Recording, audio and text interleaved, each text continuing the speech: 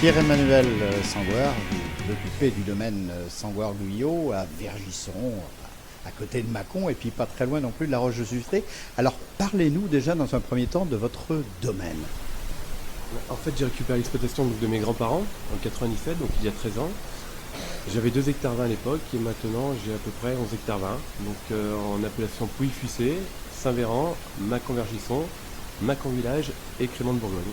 Comment peut-on définir ce vignoble en fonction des vignes? Sont-ce des vignes jeunes, nouvelles, des nouvelles plantations, ou alors des vignes anciennes, peut-être un peu de tout?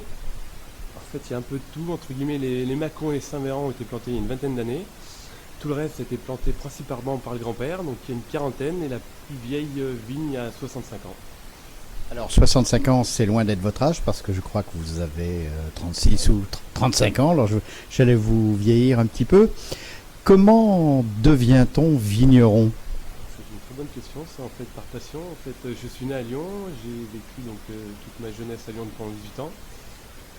Et la vie c'est bien joli, mais être enfermé entre quatre murs, après tous les week-ends j'étais chez mes grands-parents donc à Vergisson, tous les week-ends, toutes les vacances, j'avais des copains là-bas et c'est vrai qu'au fil en aiguille en fait je me suis mis à tomber dans la marmite entre guillemets.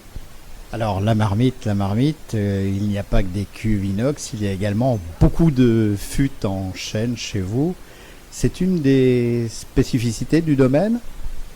En fait la spécificité du domaine est plutôt que les anciens travaillaient surtout en vieux fût à l'époque, donc il y a plus de 50 ans, donc c'était du fût en châtaignier qui avait à peu près 25 ans. Donc il les gardait très longtemps. Et en fait, mon grand-père avait des fûts, quand j'ai repris l'exploitation, qui avaient à peu près 10-15 ans. Et je me suis rendu compte par rapport à la mode environnante qui était d'avoir des fûts de moins de 5 ans, voire des fûts neufs.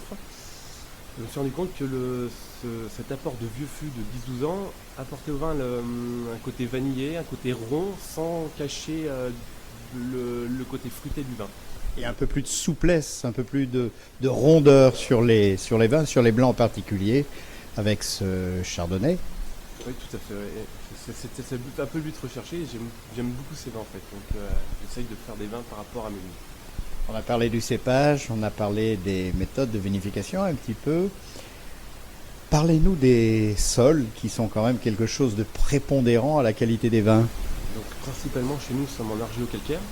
Après la différence entre Vergisson, c'est que nous avons des vignes situées sur la roche. Donc on est sur le rocher, donc on a plus un côté calcaire. Par rapport au bois de Vergisson, nous on est plutôt sur le côté argile. Et donc j'ai séparé mes cuvées par rapport aux vinifications, cuves, fût de 5-8 ans en Pouilly-Fussé et fût de moins de 3 ans. Et j'essaie d'assembler ces terroirs par rapport à ces vinifications. Donc le côté minéral de la roche qu'on retrouve dans la cuve, donc je l'appelais authentique. Le côté vieux fût, très rond, côté argile justement du terroir, donc c'est la cuvée ancestrale. Et le côté quintessence, où là c'est un assemblage des deux, c'est sur le coteau de la roche de Vergisson, avec donc un sol argileux mais sur le caillou, dans des fûts de moins de 3 ans. Est-ce au lycée agricole de Davaillé que vous avez fait vos premières armes vitivinicoles et œnologiques? Les premières étaient avec le grand-père, mais après c'est sûr que ça a été avec au lycée d'Availlé, tout à fait.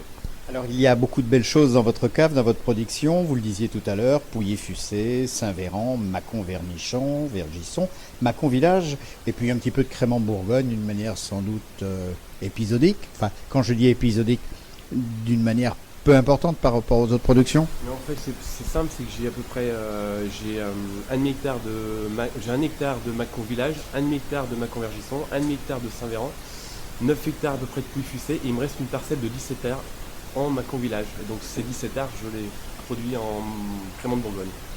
S'il y a un vin dont vous souhaitez nous parler ce soir, quel est-il? C'est une bonne question. Je peux réfléchir. Non, après, moi, le vin en fait qui m'a toujours plu parce que c'était mes premières cuvées, c'était le Mâcon Vergisson, donc vinifié dans les fûts de 8-12 ans, et le Pouilly-Fussé ancestral. C'était donc mes 2 premières cuvées, parce que je me suis lancé dans la bouteille en 2004.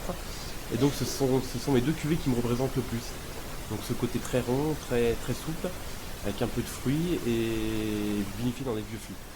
Celui que vous avez d'entrevers que vous allez nous présenter. Alors décryptez un petit peu ce vin, la couleur. Donc on voit qu'il a un côté très doré. Donc ça c'est le fût qui va lui apporter ça.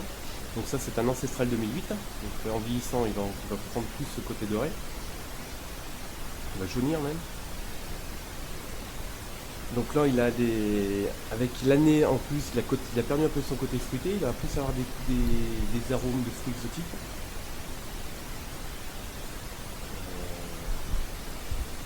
Un petit côté vanillé qui est apporté par justement ces fruits de 12 ans. Alors, je vous sens amoureux de votre vin. La dernière question que je vais vous poser, avec quel plat vous le proposez? Mâcon, vous êtes en face de la Bresse, pas très loin de chez Georges Blanc, pas très loin de Très Belle Maison. Un poulet à la crème, ça irait avec ce vin? Tout à fait. En fait, pour résumer, tous les blancs s'accordent avec tout ce qui est poisson, avec poulet ou enfin viande blanche, crustacés. Et donc là, l'ancestral qui est très rond, très gras, va plutôt l'accorder avec des choses à la crème. En fait.